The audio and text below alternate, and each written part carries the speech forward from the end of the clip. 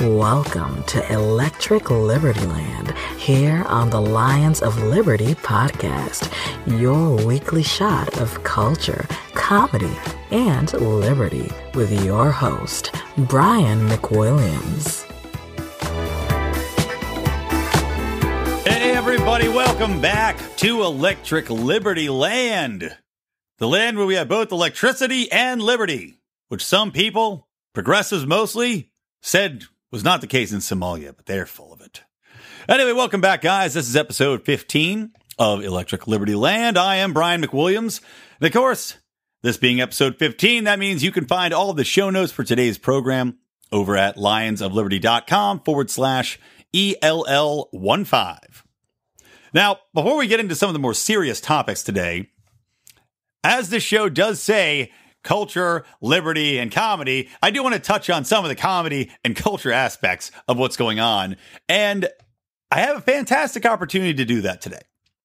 Because on April 1st, the first episode of season 3 of a TV show which I absolutely adore named Rick and Morty aired.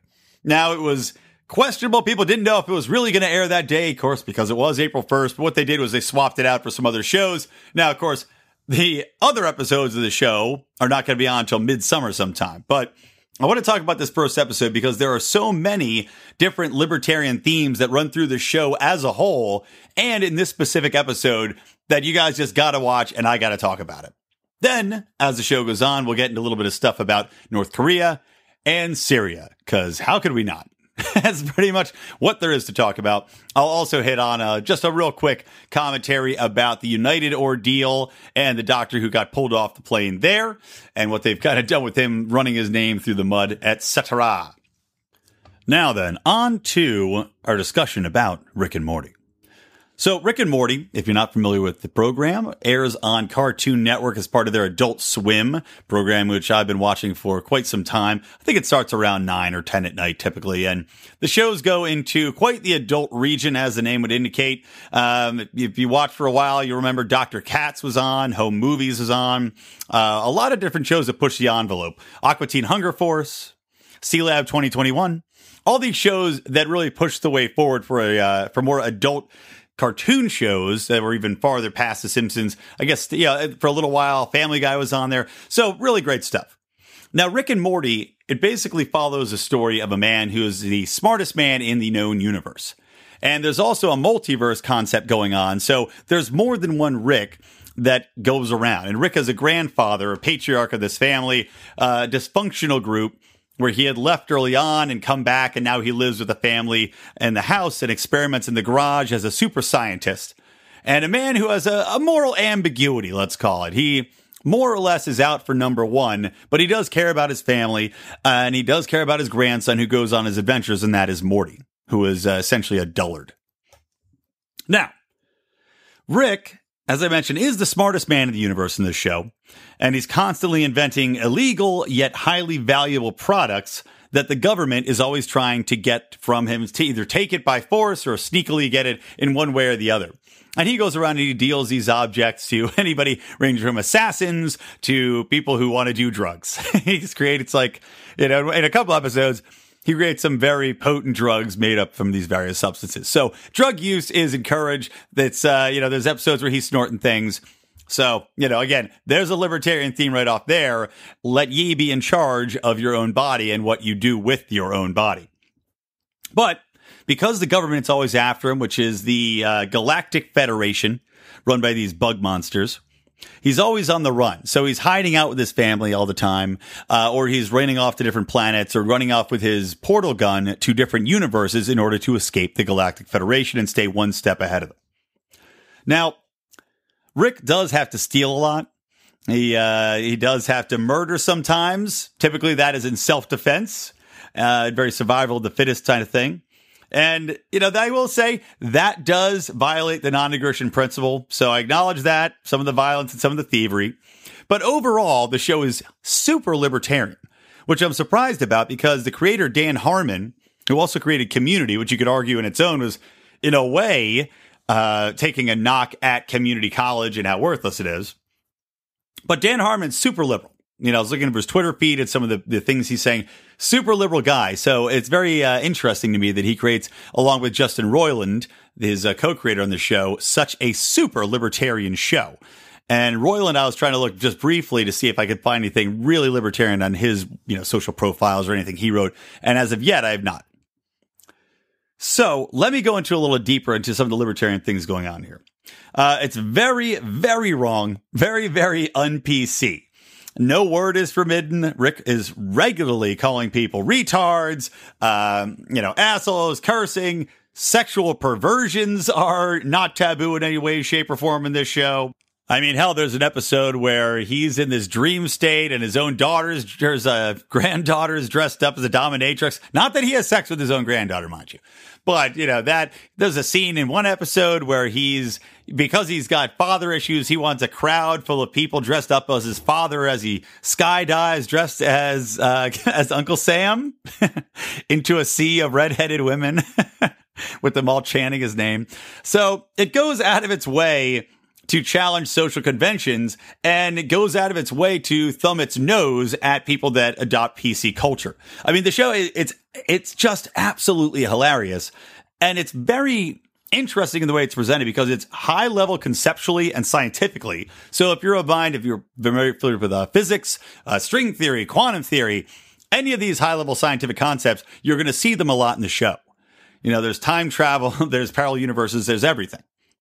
And at the same time, the guy is constantly burping. There's a lot of crap and fart humor throughout it. I mean, this last episode that I watched, episode number 1 of season 3, I mean, there's a lot of fart jokes in it. There's a lot of butts. There's a watch that turns into a butt and it farts in the guy's face. And I'm not going to lie, it's very funny. It's very funny stuff. But the show is overarchingly libertarian. If there was a philosophy that the main character, Rick Sanchez, follows, it would without a doubt be libertarianism. I didn't even mention this. He's also drinking and driving all the time. I mean, constantly. Not to say that that's a good thing people should do, but if you don't get in trouble for it, if you're not doing any damage for it, what's the problem? So Rick is constantly fighting against this Galactic Federation. Not only the Galactic Federation, but he's also fighting at the same time a civil war against himself. And by what I mean by that is that because there are parallel dimensions here, and Rick Sanchez is the smartest man in every universe, every parallel universe, they all have coordinated together to make their own government called the Citadel of Ricks. So essentially, because they're all running from the government, they had to create their own government to fight against this other government, which Rick, the main Rick, the quote-unquote Ricksiest of Ricks, points out how ridiculous that is and how they're all jackasses for doing such a thing. Because what you find in the show, and it's entertaining as it goes along, is that this Citadel of Ricks, they all operate, even though they're all the smartest person in the world, they're all the most progressive, they all know the evils of government specifically, they still band together and they form this bureaucratic, ridiculous, jealous, corrupt government that then goes out of their way to try to kill the original Rick, or I'd say the Ricksiest Rick, which makes it a very, very salient point that libertarians understand about government. And that point is that people have to understand that no matter how great the people are you put in government, the power will corrupt them. Absolutely will corrupt them. It's like they did that study where they had people, these good people, and they put them in front of other people, and they had them, they were the wards of the prisoners, and every single one of them turned evil. They started abusing their power. They started doing horrible things to these people, just cruel and unusual things when they had this complete power over other individuals. And that's what government is. And in this show, it's saying, look, it doesn't matter who you do, even if it's all Nobel Prize. This guy's got a government of his own people. They're all the smartest people in the universe, and they're still total garbage when they get put into a government-style system. They're still murderers. They're still thieves. They're still trying to go out of the way to get people and oppress the individual as a government. So again, that is an overarching theme throughout the show as a whole. It's all about individualism, personal expression, freedom to do what you want, free markets, etc. And I want to talk a little bit about this specific episode. So as I mentioned, I want to talk this one episode was the first episode of season 3. I want to play a quick clip from it And I apologize, the audio quality is not as good as usual because I was not able to rip a clean clip from the program. It's just too long and I couldn't find anything to really do it for the show. So they're a little bit janky, but bear with me here. And just to set this clip up, the clip itself is in regards to the Galactic Federation captured Rick and it took over Earth. So now the bugs are in charge and they've got robots and everybody's got a job with the government, including Jerry, who is Rick's idiot, son-in-law, who can't seem to find a job, but now is incredibly successful with this new government career.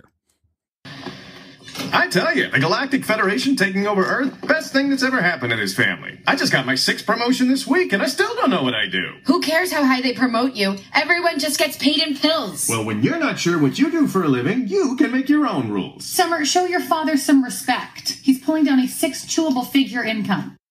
So you gotta love that. They're pointing out, even though the government's in charge, even though he's got a job, who knows what the guy does? But yet he's gotten 3 promotions in a week. In typical government fashion. You know, it doesn't matter what you do. We just want to make sure you have a job. We're going to promote you because it's money coming from the taxpayers. And these guys also, there's another additional point here because they're all paid in pills. So they're eating literally just plates full of pills, which is another social commentary on the fact that government simply goes out of its way to placate the populace so they don't ask questions. So it's just be quiet. Here's your pills. Take what you're given. Swallow it down. And there's a scene where Morty doesn't want to eat his pills and the robot just shoves them down his mouth and takes care of everything as they go along.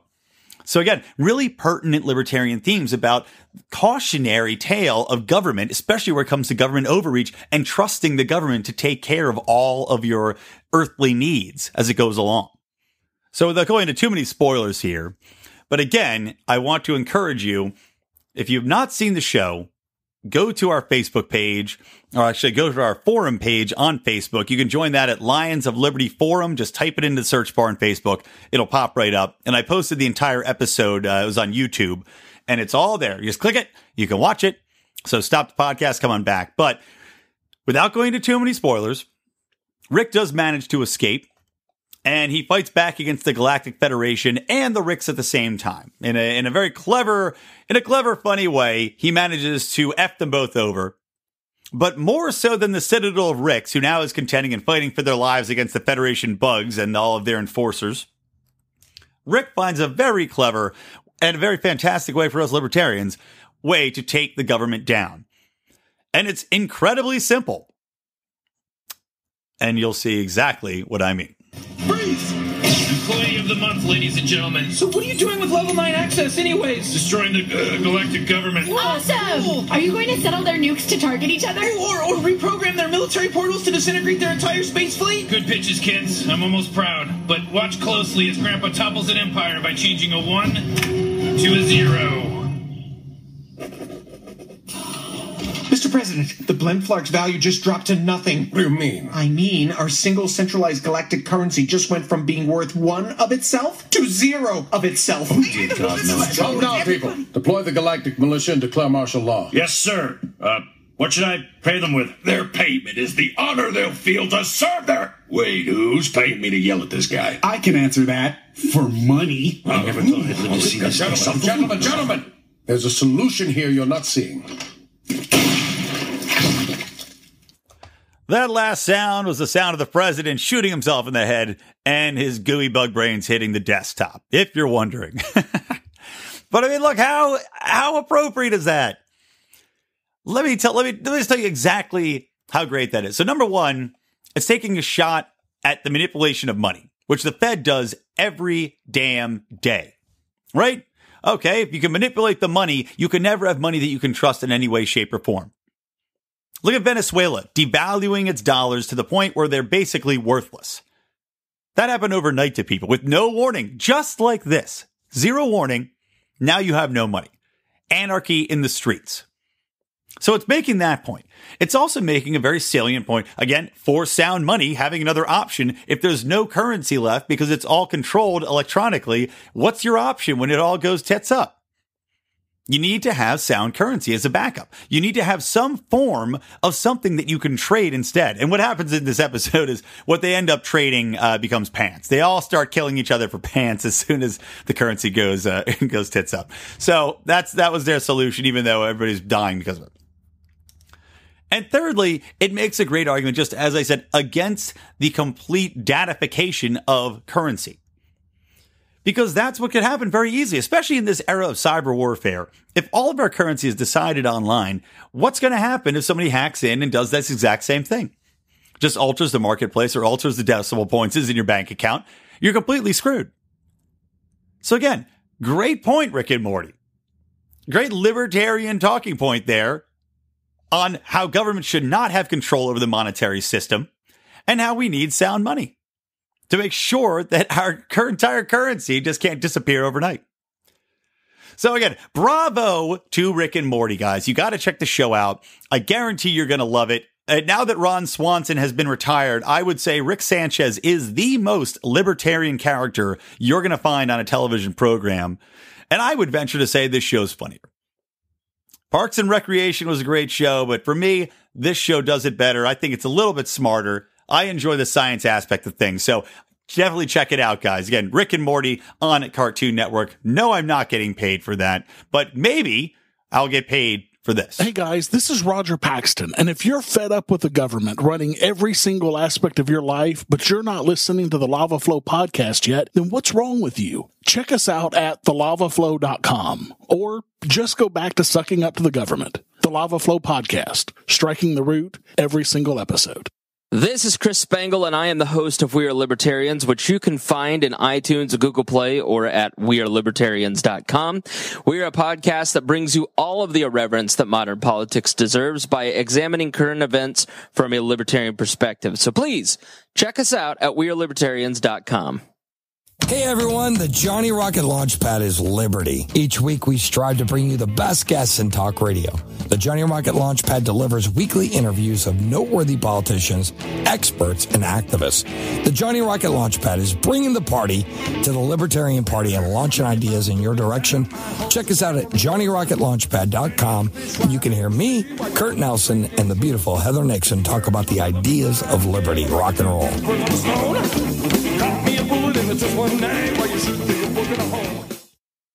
All right, we're back in. Now, before I turn to foreign policy, there is one story I want to hit on really quick, and that is that CU New York, so the Community College of New York and a State College in New York, 2 years and 4 year schools, they are going to be providing free tuition to residents of New York State. Now, this isn't a concept that's been brand new, but it's the first time New York's doing it. And I want to talk a little bit about it because it's got a special provision in there that's exceptionally stupid. Now, this, of course, is going to be coming out of taxpayer budgets. The basic provisions of this new, I don't even know, initiative they're trying to push through for New York will basically give anybody that's, as a household, making under $100,000, give their kids free tuition to these schools. CUNU or NY and SUNY. Now, they're going to raise that eventually to 125 in a couple of years, but there's so many flaws with the general concept that I just want to go into them really quickly. Number one, it only applies if you're going to school full time. And if you don't go to school full time, you don't actually get the benefits of this. That's number one. And I'm going to come back to that in a second. Number two, as these benefits only actually apply after you've already applied for every other grant that's out there from New York State. So it's not like this is replacing a lot of other grants on a federal or state level. This is actually going to be on top of that. So it's just more money for taxpayers, not okay, we're going to get rid of some of this. So at least there's not that much, some of that money might overlap to keep it a little bit more manageable. No, none of that. Let's keep that in mind as well. Now, going back to this first point, you have to maintain a full-time student position in order to get paid. Now, how many people do you know going to community college actually say, okay, I'm going to go full-time and I can afford to go to school full-time? Because even if you're paying for their scholarship, what are they going to do for money? What are they going to do for food? How are they going to buy books? How are they going to pay for housing? Granted, a lot of them are there, so they probably live in the region, but some of them, I'm sure, don't live close enough. So you've got that basic issue of, okay, how are you going to make these things work if you have to either choose to exist or go to school? Even if you're getting free money, you're probably still going to choose to exist. Second point I want to make about that is that so many college kids are college dropouts anyway. What do you think is going to happen when you can go to school for free? Because they look at the current rates and they go, oh, we've got to get more people going to college, which is dumb on its face, by the way, because there's already too many people coming out of college. It's the new high school degree. It doesn't mean anything anymore. A lot of people I know here in LA actually did not go to college, and they're making way more money than I did because they skipped the 4 years that I spent partying and essentially learning nothing. If we're being perfectly honest. I mean, I knew how to write when I went in. Smart guy. I knew how to write when I came out. Arguably, I learned nothing except how to really beat the crap out of my liver, and I learned that well. But a lot of these guys, they just skipped college completely, went into tech sectors, went into something where they were able to be self-taught, and they're excelling, making way more money than I am. So you look at these people that are going to get free tuition. What are the odds that they're going to be going to college and sticking it out when they don't have the incentive of, I already invested all this money into it? I mean, as soon as something gets hard, they're going to drop it. As soon as they need to work to make money, as soon as funds get short, they're going to drop it. And then what happens? Do they have to pay that money back? Or is that money just lost to the taxpayer? That's TBD, because you know that they're not going to shine favorably on this program if it's going to go attacking people if they don't finish college and say, oh, now you owe us $90,000. You got to go deeper into debt. So that's another problem with this program. But the real biggest issue I find with this program is that they made sure. So again, you can go to school for 2 years or 4 years under this new grant or this new state program. But the thing is, you have to stay in the state for the amount of years that you went to college in the state. So if you have a 2-year degree, you have to stay and work in the state. Now, of course, with a community college degree, who's to know if you're even going to get a decent job staying in the state either way? And if it's a 4-year degree, again, you may or may not get a decent job. Kids coming out of Harvard sometimes can't get jobs right now. Again, because everybody's graduating with a damn college degree. But should the state be allowed to hold somebody hostage if they go to college for 4 years here? I mean, think about that. As soon as I graduated college, I was out. I moved to LA. Said, get me the hell out of here. You know, I got to go try to make money. What I majored in, I could not do in Philadelphia to the extent that I wanted to do. You know, I moved out here to try to get into writing for the entertainment business. I can't do that in Philadelphia where I grew up. Now, in New York, you could do that a little bit more clearly, but there are many careers where I'm sure you can't. There's many careers that involve moving. Maybe you just don't have a lot of industry where you're at. But now they're saying, oh, well, it doesn't matter because you have a 4-year prison term that you have to serve in the state of New York City with its high taxes. Or not in the state of New York City, in the state of New York, I should say. And that just is ridiculous. I mean, I guess they got to make that money back somehow. So they're saying, well, now you have to stay here so that we can tax you to make some of this money back. And presumably you'll make more money because you have a college degree now. But we've all seen how that does not work out when you're living on your parents' couch. So anyway, I guarantee this program is going to go down as a failure. People are not going to want to stay in the state. They're not going to want to go. They're not going to finish college. I can tell you that much. Some people will, but I can guarantee you that college dropout rates are going to skyrocket because if you give somebody something for free, they don't value it. And that's just a simple fact. It's a tale as old as time. I did not see Beauty and the Beast, by the way, the new live action film. My wife did, highly recommends it. Just FYI. All right. So now that that's out of the way, let's get into a little foreign policy. I guess we'll start with Syria, since Syria was the most recent thing, and then we'll talk a little bit about how Trump is sending an armada over to the Korean Peninsula. So first things first, as you well know by now, Trump did launch a missile attack. I think it was 59 some missiles that hit a Syrian airbase. That was in response to an alleged attack by Assad on his own people using sarin gas. Now, if you're a student of history, you'll remember that there was a little bit of gaseous talk around the WMDs and Iraq, and that was used as a reason to oust Saddam Hussein. So there's a lot of talk as to whether or not this was something that the CIA was complicit in, whether they knew there was gas there, and that, in fact, the rebels might have been the ones to release it rather than Assad on his own people. As Rand Paul pointed out, and kudos to Rand for pointing this out and not being afraid to say it. And Putin has also pointed this out and wasn't afraid to say it. It doesn't make much sense for Assad to gas his own people at this juncture in time. If he was going to do something like this, you'd think he would have done it before everything had kind of smoothed out, before Russia and the U.S. had spoken. And I also want to point out that the U.S. they had launched this missile attack, but they also warned Russia ahead of time. So that puts a lot of it either. Okay, so there's two ways to look at this. This is what I think is funny. Number one, so the Trump attacks. Let's look at this. Why would he launch this attack?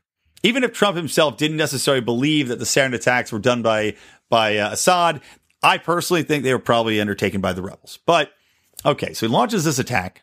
That says to the media, that says, look, get off my back about this whole collusion with Russia thing. Because Russia is helping Assad, and I just went and bombed an airfield. So look, obviously I'm not working with Russia. So knock off that narrative. So let's say he accomplished that. And I'm going to counterpoint that in just a minute. But let's say he accomplished that. At the same time, it looks like he's a man of action who's not afraid to strike. Because Trump, and I hated that he did this attack, by the way, but Trump was an avid defender of keeping ourselves out of Syria. He was pissed off when Obama bombed there. He said you should keep out of there. And he's saying now that even though he launched a missile strike, that we are not going to get involved in Syria. And McMaster echoed that. General McMaster also said, we are not going to enforce regime change in Syria. Trump has said that Russia and Iran should pressure to make that happen themselves, but we as a nation are not going to be putting boots on the ground. So that's reassuring. I'm still furious that Trump launched this attack, but that part's reassuring. All right, so getting back to this missile attack and why he did it. So again, to kill the narrative that he is a tool of Russia, to show that he is a man who is not hesitant to use action. And of course, that's also a message to North Korea. Saying, do something I don't like, there's going to be very swift repercussions for that. And number three, it has won him over some allies like John McCain and Lindsey Graham, who applauded this ridiculous action. And speaking of John McCain, I do want to point out this quick quote because Rand Paul had gotten into it with McCain, as they seem to be doing more and more often, because McCain had criticized Rand Paul. And Rand Paul said that the stupidity of the McCains of the world hinders a solution in Syria. To which point I say, Paulus! And I hope that Rand and John McCain never stop fighting, because McCain always ends up on the bad end of this, and I love every second of it. Okay, so McCain, Graham, they cheer this move. But in the meantime, you look at what actually occurred. We spent some God knows amount of money. I mean, millions and millions and millions of dollars. I think they're like 1.5 million per rocket. So we're spending, $200 million on this attack, or not, 120 million or something like that on this attack.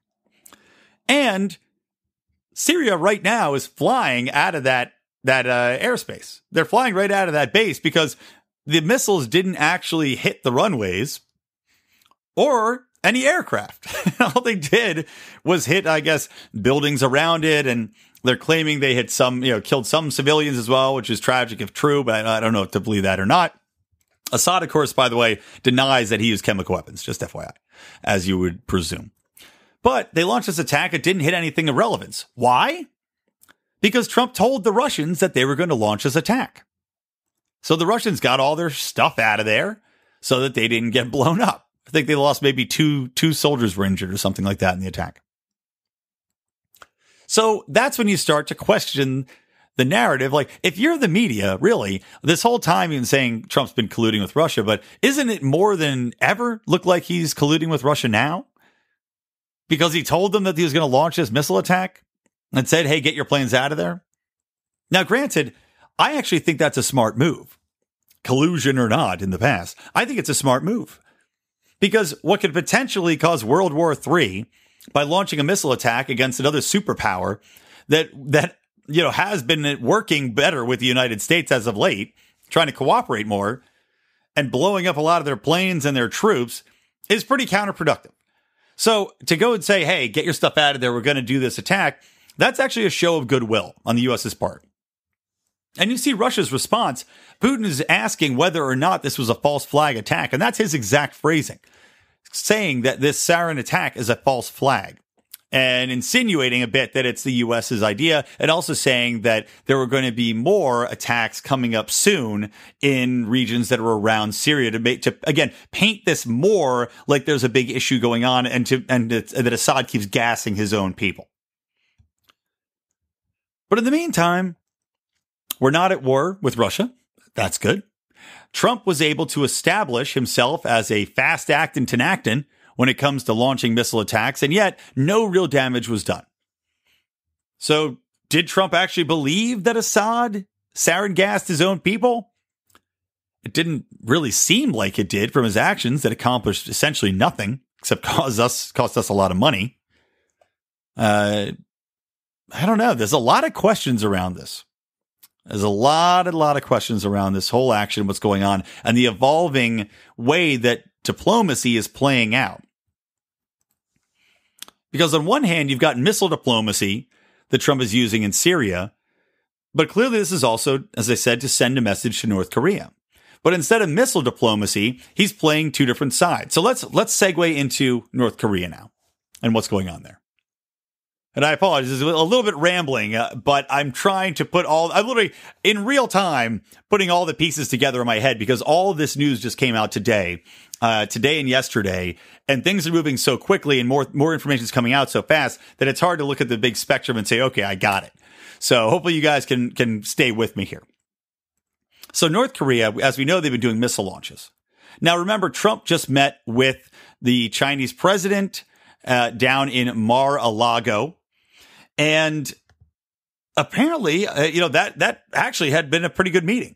China issued a statement after the fact saying that it seemed like they'd be able to work together, that they'd be able to move forward with the U.S. And also, China has now been accepting U.S. coal shipments. And if we all recall, Trump, one of his big goals was to improve the state of the U.S. coal industry. As of now, China is taking U.S. coal. It's the first time they've done it since 2014. And they've also turned away several North Korean freighters full of coal. Now that's really interesting. And it's an interesting about face where China was cozying up to North Korea and keeping such close relations, but it gets even more interesting. Now Trump is sending a quote unquote armada. This is from a report that he's going to be speaking with. Well, when this airs, this will have already aired, but it's with CNN and Maria Bartiromo. I'm sure I'm butchering that. Bartolomeo. It's getting worse with every try. Anyway, the girl on CNN with the brown hair. How about that? The Italian broad. But he was telling her that they're sending cruisers and submarines. I mean, they're sending a big amount of ships over there to intimidate Kim Jong-un. And I don't know, hopefully not try to encourage him to take any action. But at the same time that this is happening, he just met with China's president. They just had a agreement on a 100-day improvement in trade deals to try to even out the trade deficit between the two countries, which again, kudos to Trump on that, although I want to know exactly what he promised. And then yesterday, in the most telling, again, about face I've ever seen from China, they published an article in the Global Times, which is a military-focused tabloid owned and operated by the Communist Party's People Daily newspaper. And it established a quote-unquote bottom line in an editorial that was titled, "The United States must not choose a wrong direction to break the DPRK nuclear deadlock" on Wednesday. And while that oddly worded editorial headline sounds like it's actually going at the United States, it's not. Nothing in the article is about that. The article itself is telling North Korea that it better watch itself. Because that China would attack North Korea's facilities that produced nuclear bombs and effectively, starting a war with North Korea if North Korea crosses China's quote unquote bottom line. And what they mean by that is that if North Korea has an issue where they start to fight with the United States, or they start to bleed across into China to escape from the United States, or if any of the nuclear materials, and that's key here, if any of the nuclear materials in facilities in North Korea start to bleed into Northeast China, which would contaminate that region, cost them so much as far as infrastructure, as far as pulling people out, as far as pollution, as far as manufacturing ability in that region and natural resources, then China is basically saying, we're going to bring the hammer down on you and we're going to work with the U.S. to do it. And that is just fascinating. I mean, absolutely fascinating. This is coming from essentially a news outlet from the Chinese government. Let me read this exact quote. China has a bottom line that it will protect at all costs. That is the security and stability of Northeast China. If the bottom line is touched, China will employ all means available, including the military means, to strike back. By that time, it is not an issue of discussion whether China acquiesces in the U.S. blows, but the Chinese People's Liberation Army, PLA, will launch attacks to DPRK nuclear facilities on its own. That is amazing. Now, that article has since been pulled down, but it was a clear message that was sent from China to North Korea saying, you better back it up. And I wonder if this is something that specifically Trump spoke to China about, that this neighbor of theirs is going to hurt U.S.-China relations, which, look, we can't get into war with China, not only because of the fact that we'd both be sore for it as far as dropping bombs on each other, but also because from a trade perspective, it would ruin the economies. I mean, there is so much trade there that's the real incentive. Real wars don't cause trade wars for the most part because nobody wants to give up the trade side. It's trade wars that start real wars. So you got to wonder if Trump is back there and this whole deal about, okay, well, we'll try to even out the trade deficit also has something to do with let's even out what's happening in North Korea. Because China, obviously, they don't want a united Korea necessarily because they lose a valuable buffer against the West. But at the same time, they also don't want a nutbag on their back step that's going to be blowing up nuclear weapons. I mean, hey, look, who's to say Kim Jong-un's not going to detonate a nuclear weapon just like Assad donated his sarin gas, supposedly, you know? They don't want to have this crazy person back there that could damage all of the northeast of their country over a tip with the U.S., and they don't know if the guy's mad or sane.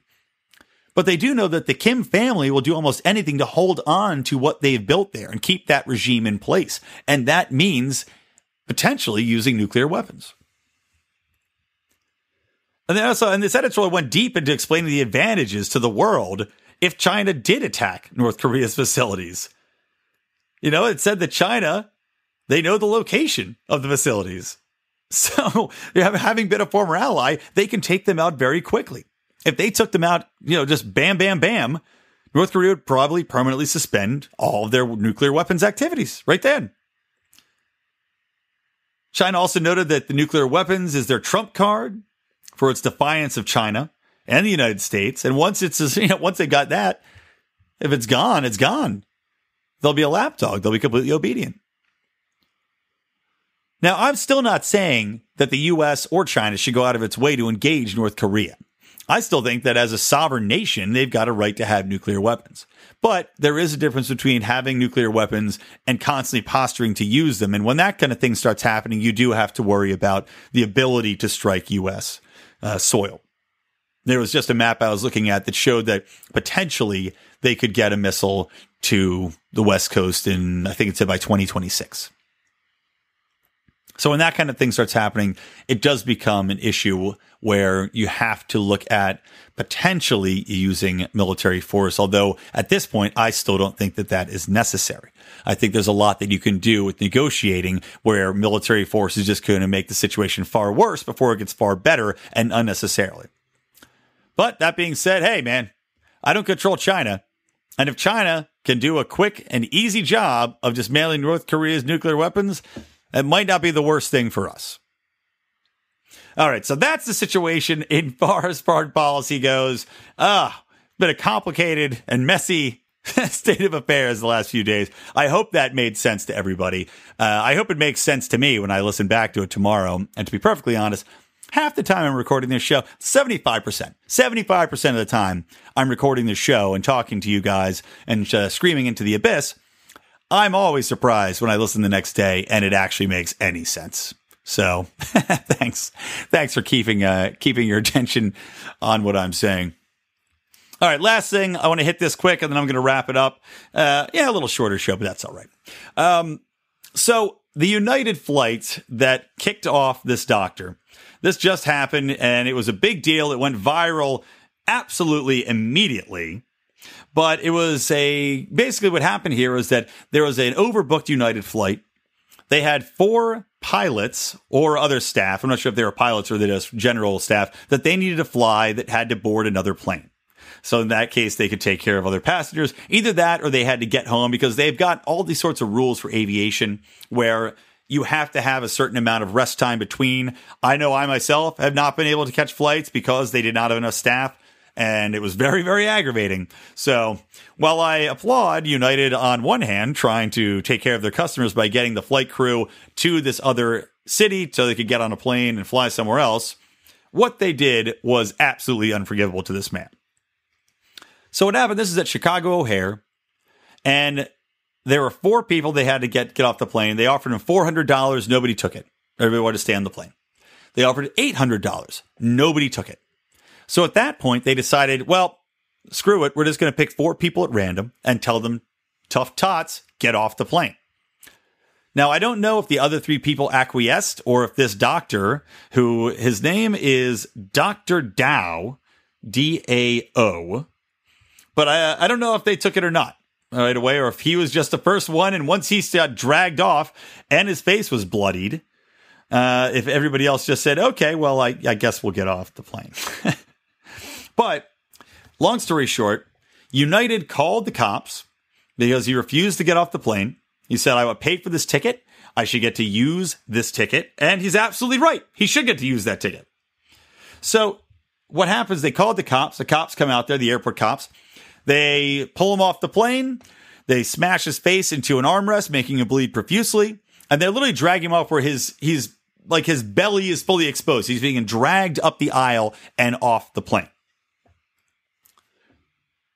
Now, obviously, social media jumped on this immediately, and rightly so. Because, again, I do PR for a living. If you're United, there's absolutely no excuse for doing this. Number one, you owe it to your customers. They paid for those tickets. You don't know what this man's situation is. He said, because he was a doctor, he said that he had to treat patients the next day, and that's why he could not get off the plane. But either way, everybody has a price point where they say, okay, you know what?